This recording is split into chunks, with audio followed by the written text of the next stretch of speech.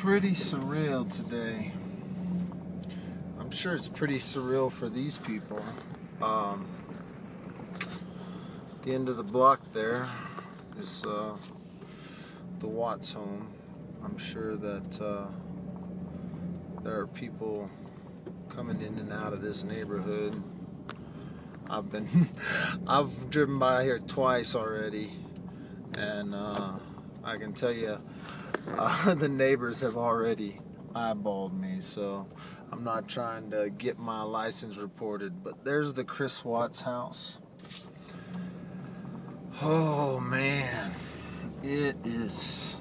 There's the security camera house where the security camera came from. That guy was just outside, actually.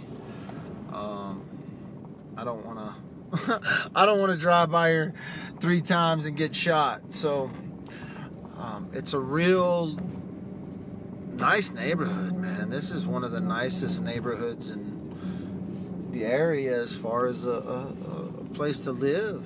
This is an up and coming area. So now that I've come around the block again, I guess I'll make one more loop and then I'll turn the other way. So let's hope I don't get shot. So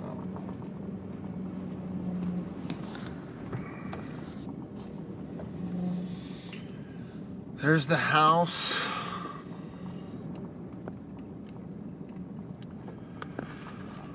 I took a couple of drone shots already.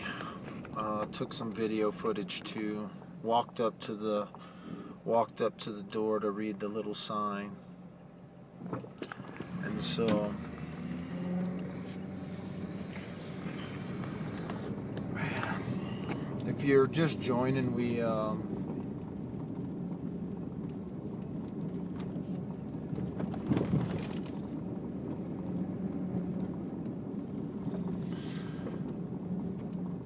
so the snow, actually, if you didn't catch it, the snow at the house hasn't been plowed or removed. The house has been considered vacant and I think is owned now by JP Mortgage, is what the sign said. So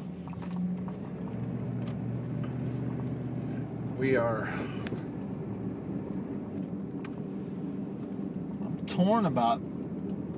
I've been talking a lot today about the motive, about why, the why behind what could happen, how it could happen, why it would happen, and now I'm lost in Chris Watts' neighborhood, actually.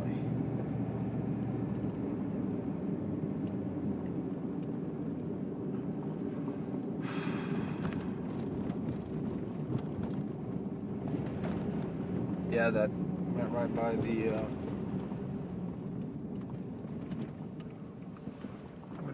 the pool house. Now if I can get out of this neighborhood.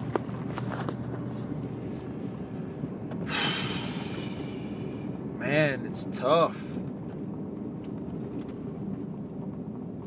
It is a tough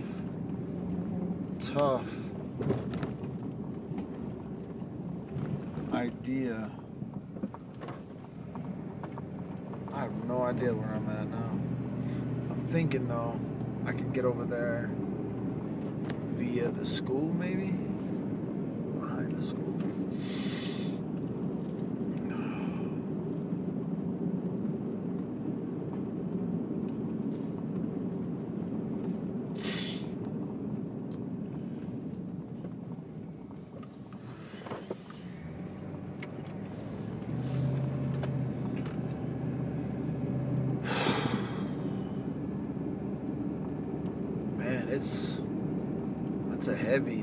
There is a heaviness. So when I walked up to the house, no, I'm not lost. I'm not lost now. When I walked up to the house, very shortly after that, the neighbor came out. So he must have seen me walk up to the house, park across the street, and walk up to the house. So, you know, the neighbor's video was released today. I don't know if it was released before, but the neighbor's video was released of that. The first time I saw it was today with Chris Watts on the Dr. Phil show. I almost would have gone up and talked to him. I probably should have. Probably would have been better. But I'll be honest. I'm not. I don't need that today. I really don't. So his house is right there. Wow. So it's right there. Okay. All right.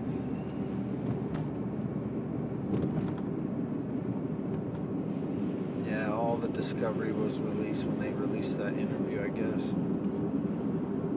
Yeah, it was released months ago, they said. Gotcha. No, I figured as much. I like I said, I don't know much. I don't know very much about this case. I haven't been involved in looking into it. I knew who it, I mean, I'd heard the story via whatever, Facebook, social media, but I never really got involved in it. Today, the fact that it came back up in the news, and the fact that there's these new confession tapes, and the fact that I have to be somewhere in about 30 minutes just north of here, 10 minutes, you know.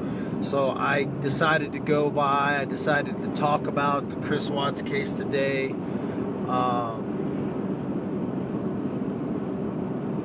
So that's why I came. Like, for anyone who's throwing a big... I don't know why people get upset. Everybody wants to talk about it, but the guy that lives there goes and takes a video of it. All of a sudden, he'll get hate mail.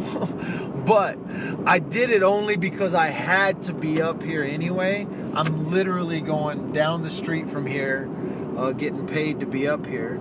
And so that's why I came at this time and at this moment. I am right now going to go get something to drink. I guess I'm gonna go ahead and fill up with gas since I got time. So that's the reason why I came to today. To think that I'm gonna like jump into the... I don't want the YouTubers to freak out that Dad with the phone is now gonna try to tackle the Chris Watts case. I only came up here because I was coming this way to begin with, and so I stopped by where everything went down, took some video footage. I actually took video footage for stuff I'm going to use with other people, but I decided to bring you along with me. If you wanted to see the drive up, the full video, I talk about the motive. I talk about the motive for the confession. I talk about the motive for why maybe he did this, and you can go back and listen to that live video. It's the one before this one. It's the one before this one.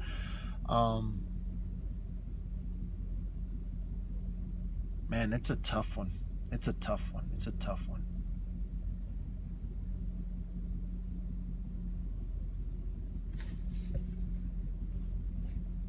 Yeah, I'm sure I am. That's the first time and the only time I've been by there. I don't plan on having to... I actually may go back with... depending on what Colorado Crime Con turns into, we may go back by there for a tour with a bunch of you guys. I think I'll be doing the Patrick Frazee tour while J is for Justice handles the Chris Watts tour. So it's emotional. It's draining to think about. It's really more than you want to think about. The information that's coming out's a lot more than I even want to think about. So anyway, that gives you a little understanding of at least the location. Maybe gives you a second to think about what happened, to say a prayer for the family, to say to have a moment of silence for what happened. So yeah, it looks like the house is in foreclosure. It's been abandoned and deemed an abandoned property. It's owned by JP Mortgage, according to the sign on the door.